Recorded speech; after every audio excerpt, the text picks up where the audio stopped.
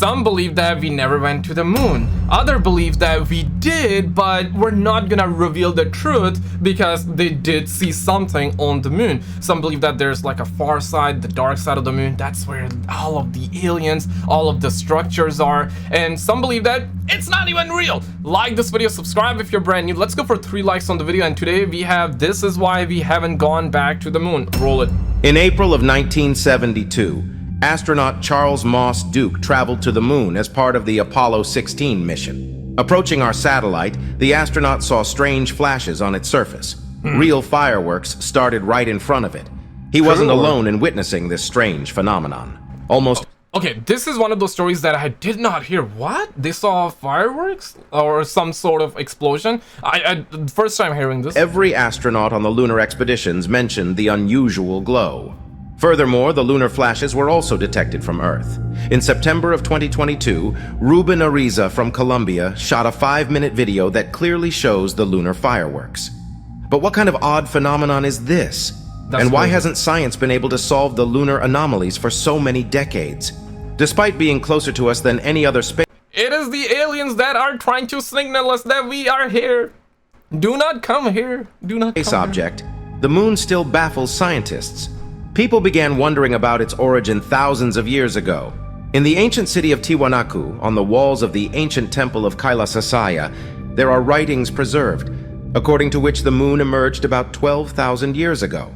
Damn. Drawings of the Hopi people include a ciphered story of how the moon brought disasters never seen before. Their legends contain descriptions of our planet's tumble and swing, changing its orbit and rotation speed. While the legends of the African Zulu people say that the moon is a flaming dragon's egg, 2 brothers with scaly skin stole it, hollowed out its yolk, and left... What? Oh shit! Oh shit! That's absolutely insane. I did hear about the Zulu, but you know, when I was a kid, there used to be some kids that would actually meme and joke about the Zulu word. I'm not sure if they were referring to this or it was just a cool and hip word to say. Left its shell in the sky. But even thousands of years later, today's scientists have no definitive answer to the question of the moon's origin. According to one theory, in the past, Earth and the moon were in different parts of the solar system. This theory could have put an end to disputes on the moon's origin, except for one finding that bewildered scientists. The fact is that rocks identical to those of terrestrial origin were found on our satellite.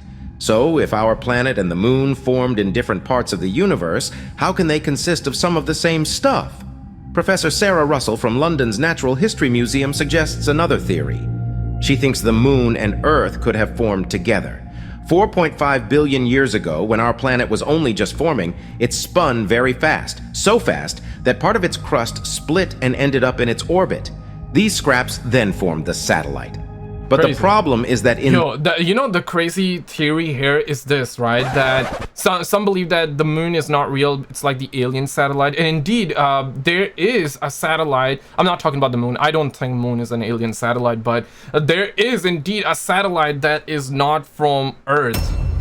It's like the Dark Knight, something like that. I don't remember the name, but there is a satellite that has been circling around the Earth, and it's claimed that it has been circling around for thousands and thousands of years. It is absolutely wild. I do remember that first we all thought that the moonlight was light from the moon, but then later on we found out that it's not the moonlight, it's the sunlight. It's the reflection of the sun. The sun hits the moon and we then see it on the Earth, right? We just came to find out that not long ago, which is absolutely wild. And personally, I'm Muslim, so in the Quran it did say 1400 years ago that the moonlight is not that of moon, but it's the sun's light. It's the reflection. Just absolutely wild though. In this case, the composition of the moon and Earth should be identical. Partly the first findings by the Apollo astronauts could prove this theory, but soil samples from the far side of the moon showed that its composition over there is absolutely different. An explanation for this inconsistency can be found in the giant impact hypothesis. In 1898, English astronomer George Darwin suggested that 4.5 billion years ago, Earth collided with a protoplanet called Theia, about the size of Mars. This impact was so powerful. Yo, how do they know though? That many billion years ago? How do you know? I know it's a theory and it's good to speculate and theorize. It's quite fascinating. Let's be real, right? We're all trying to search for the truth. We all want to know how it started, where we're going. I love that. I absolutely love that. Big fan, big fan. But how do you know? How do you know? That's my question. That it could have destroyed the Earth and life would have never appeared in the solar system. Luckily, that didn't happen. Okay. With the devastating impact through most of Thea's rock and some of Earth's mantle into Earth's orbit, these fragments eventually formed the Moon. This explains the oddities in our satellite's chemical composition. Most probably, the dark side of the Moon contains some of Thea's debris. However, this theory doesn't explain the origin of lunar rocks older. At this point, nothing will explain. And you know what? The crazy thing here is that when you think about it, why didn't we went back to the moon? We have the technology. I believe there was an interview. There was a guy. I'm not talking about any like Bob from the streets. An actual guy with credentials. Obviously, his name is never gonna come to my mind right now. But those of you who know, you know, right? There was a guy interviewed, and basically he was asked, why didn't we went back to the moon? He basically said, I'm gonna paraphrase because I don't remember the exact quote. He did say the reason we never went back to the moon is because we don't have the technology. We could go back to the moon in nanoseconds. His words, I'm paraphrasing, but his words, nanoseconds, but we destroyed that technology. I'm like, bro, what? And a lot of people's reaction was like that if you had the technology, why did you just ruin it? Why did you destroy it? And he said that we destroyed it, and now to build it back, it's gonna be pain. I don't buy that. I call that BS. I believe if he was telling the truth in terms of, hey, we had that technology and we destroyed it, I believe the first part. I believe we have the technology to go back there, but we're choosing not to go. And the theory here is this, like, is it because they saw something? Were they told to not ever come back? What's happening, right? Is there really a far side? Is there really like a dark side of moon? Because we started hearing all of these whistleblowers coming out left and right, and some even said that, yep, we were shown proof. I'm talking about people with credentials, and they were saying that, yep, we did see those images, but they were never shown to the public. They were never made publicly available. Than the solar system. In 1973, researchers found that some lunar rocks are over 5 billion years old. On the other hand, Earth and the other planets of the solar system formed 4.6 billion years ago. Damn. This discovery prompted researchers from the University of California to assume that the Moon actually emerged almost 2 billion years earlier than Earth. Our satellite possibly formed in another star system. Then the Sun's powerful gravity captured the Moon, which eventually became Earth's satellite. If that's the case, all this time an object that literally flew in from the depths of space has been revolving around the Earth. But the problem is that none of these scientific hypotheses has been 100% proven. Yeah. In the millennia of studying the Moon, not only hasn't humankind approached the mystery of its origin, but quite the opposite. It has become even more confused. For instance, scientists know that the Moon has no magnetic field of its own, but the Apollo astronauts brought magnetized pieces of moon rocks back with them. What? But they could become magnetized only On under Earth, the influence of a magnetosphere, which, as mentioned, our satellite doesn't have. In April of 1972, the Apollo 16 crew made another astonishing discovery. About 100 kilometers deep under the Moon's surface, they found 2 ferromagnetic shields, each over 1,000 kilometers long. The find looks like someone built 2 giant steel support beams inside the Moon. To date, nobody knows how they ended up there.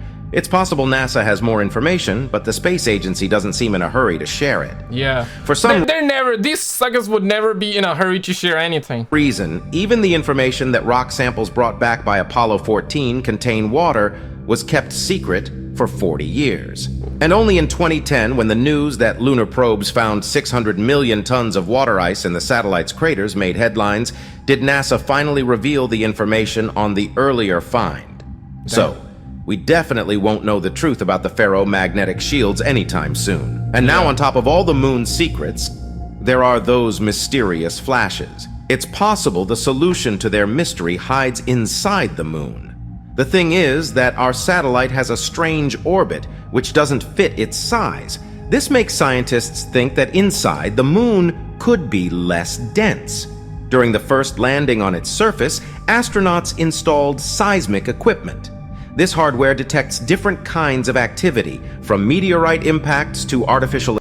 And maybe this is why the aliens were pissed off, right? Like, you're trying to come here and you're trying to drop all of these butt plugs on the moon, and now we're gonna come to get you. We're gonna start probing y'all, and that's you know, this is why you heard those stories like, I was probed by an alien, I was implanted by the alien. It's absolutely wild. Yeah. Explosions to emergency landings of space rockets.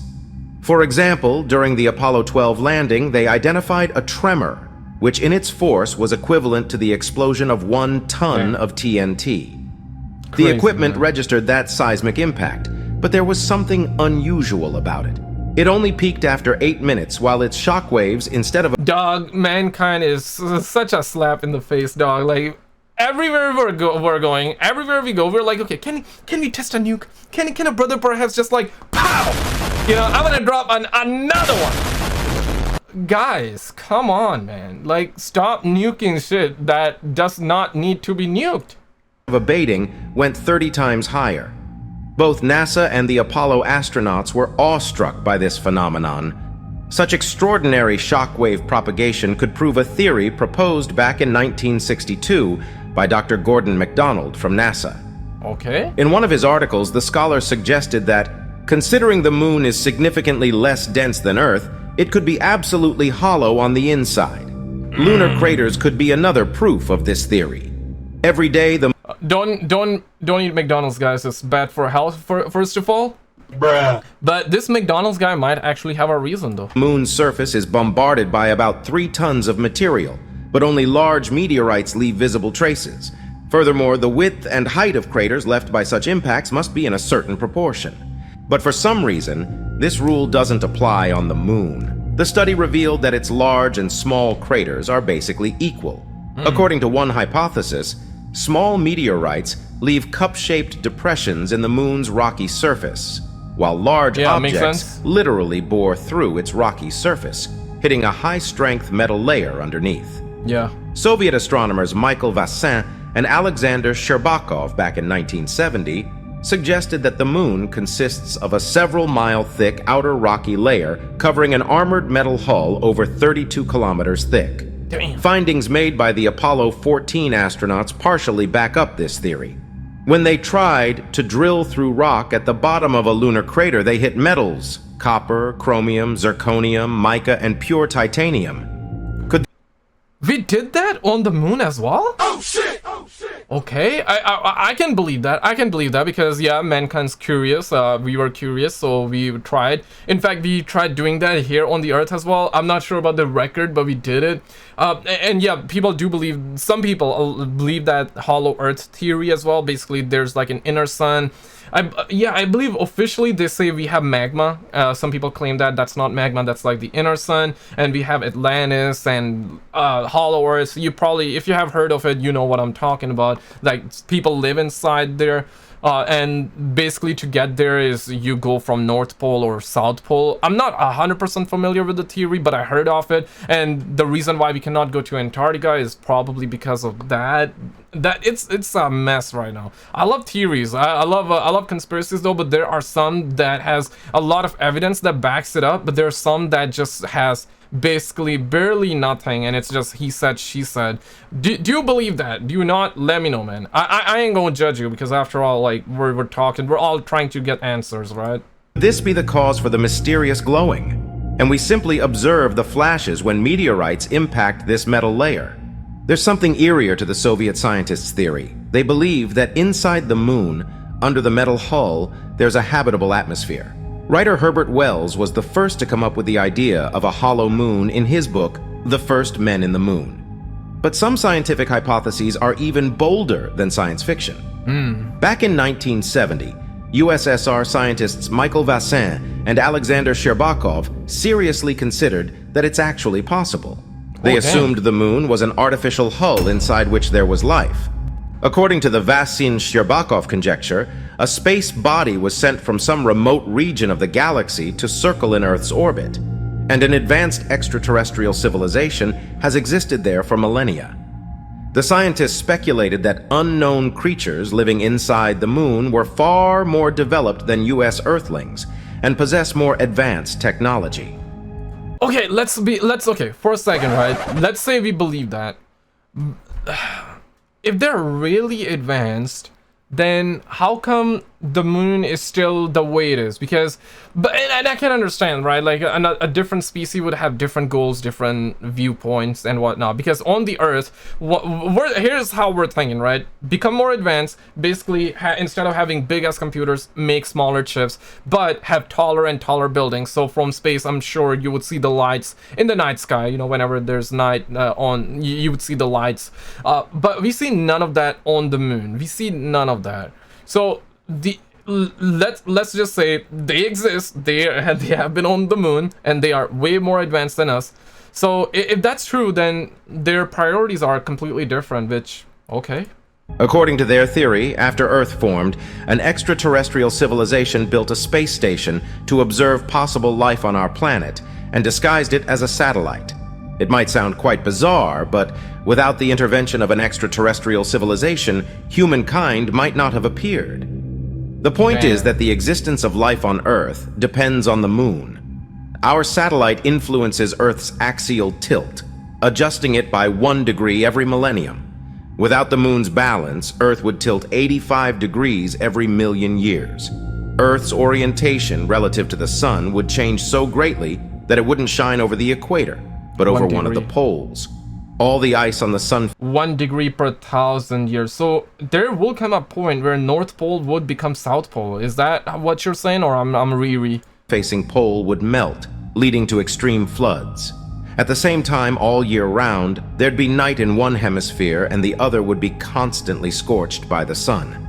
So these aliens really could be hiding from scientists' gaze, at the same time controlling and supporting our terrestrial life. And people keep finding clues that support this hypothesis. Since 2009, NASA's Lunar Reconnaissance Orbiter has been exploring our satellite's surface for future space missions. A part of its research, lunar surface photos, was published on Google Maps where anybody can see them. One such person, self-proclaimed UFO expert Scott Waring, found something strange on the dark side of the moon. He claims to have spotted a 15-kilometer-long alien structure in the large ancient crater Demorius in the northern... Okay, so I'm expecting that quickly after, this was patched, and we didn't see none of that on Google Maps right after. ...hemisphere of our satellite's far side. Worthington zoomed in and realized he was looking at the side of a massive building. But studying the same spot in other moon images, the amateur astronomer found that the building had mysteriously vanished and the crater appeared in its place. Of course. I mean, yeah, I would be more shocked if it did not, and if he kept seeing that building. Of course. Worthington argued that NASA tries to hide the truth about its discoveries and cleans up any photographic evidence, but secret information does occasionally make it into the media. In 2007, photos allegedly made during the Apollo 20 mission began spreading online. They were published by astronaut William Rutledge. But I'm gonna be honest though, like to me, it did not look like a building. Yeah, it did not look like a building. According to the official version, from 1961 to 1975, they launched 17 lunar missions, 11 of which were crewed. Apollo 18, 19, and 20 were called off due to financial constraints. But William Rutledge insists the Apollo 20 mission was nevertheless launched in 1976. It included William Rutledge, Alexei Leonov, and Leona Snyder. Rutledge argues that during its mission, Apollo 15 discovered an unidentified object on the moon's far side, presumably a spacecraft. 2 subsequent missions carried out reconnaissance of the terrain from orbit and took a number of pictures. According to Rutledge, Apollo 20 had the task of landing near the alien ship and studying it using rovers. The astronaut claims the crew successfully landed next to the mysterious massive spacecraft, which was over 3 kilometers long and 500 meters across. Compared Okay, to is that the story with where they found like the alien lady or something? Because later on we did, it was very fascinating, but I watched a video from the Y-Files, very W channel, love that channel, most of you probably heard as well. He made a video on that, and towards the end he basically debunked it, that it was not real. So if this is, I think it's linked with that story, we're gonna see. So let's to it, the Apollo shuttle was like a pebble against a Stonehenge slab. Rutledge says they managed to penetrate the ship and inspect it from the inside. The crew apparently found alien bodies preserved in glass tubes running through the object. Okay, I think it's that story. If it really is, it could still be something else, but yeah, the Y-Files basically debunked it, and he had very good evidence that supported the claim of, hey, it's not real, it's not real. The astronauts even took ahead of one of them for research. He also says the crew found the remains of a six-fingered female humanoid pilot. Yeah, that's if this one. is really so, the astronauts were totally stressed out, and it'd be cruel to demand evidence from them, like the alien head, or at least a photo of the female humanoid. But NASA probably just expropriated the finds and keeps them a secret, as they usually do. However strange Rutledge's story may sound, since 2017 there has been new evidence in support of the theory of an alien civilization on the moon. Ken Johnston, a former director of the Data and Photo Control Department at the Lunar What movie is this? It seems like I feel like watching. What movie is that? Receiving Laboratory, claimed he had access to original copies of the photos, films, and slides from the moon. According to Johnston, despite an order to destroy the photo archive, he saved some of the pictures in his private collection. Among them, there is, for example, a picture of a rectangular structure on the satellite. Crazy. Studying such findings on the moon is the objective of a project called Search for Alien Artifacts on the Moon, founded by a researcher from the Institute of Radio Astronomy of the National Academy of Sciences of Ukraine, Alexei Arkhipov. The scholar argues that if there are really intelligent creatures on the moon, they understand that people do observe them.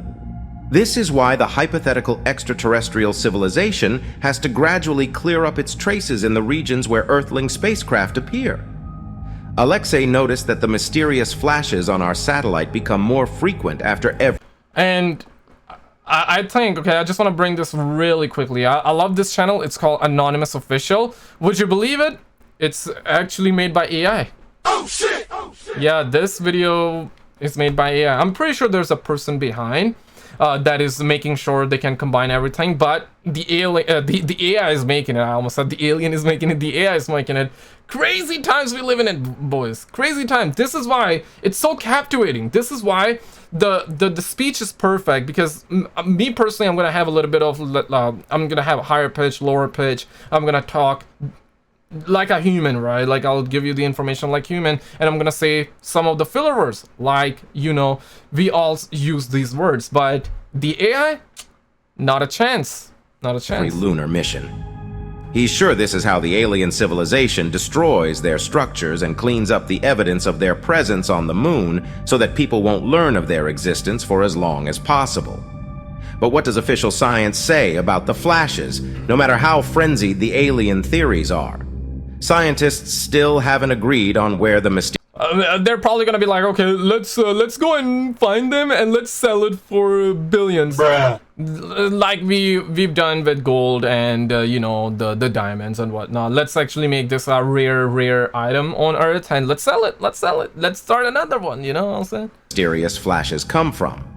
But there are three primary theories based on scientific research. One of them belongs to scholars from Neliata, a project created specifically to study the moon. The project uses the Great Telescope of the National Observatory of Athens, rigged with a special camera.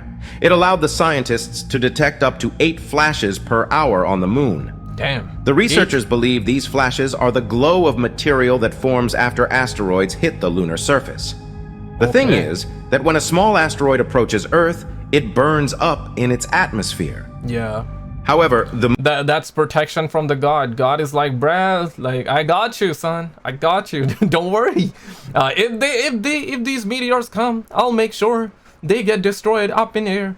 moon has no atmosphere, so when a little rock impacts it, it shatters against its surface, heating it up and producing a flash. Some researchers believe it's got nothing to do with meteorites. and these are specular reflections. You see, as time passes, rocks from the moon's depths outcrop as a result of erosion. These rocks formed inside craters 150 million years ago. When they reflect sunlight at a certain angle, we observe the flashes.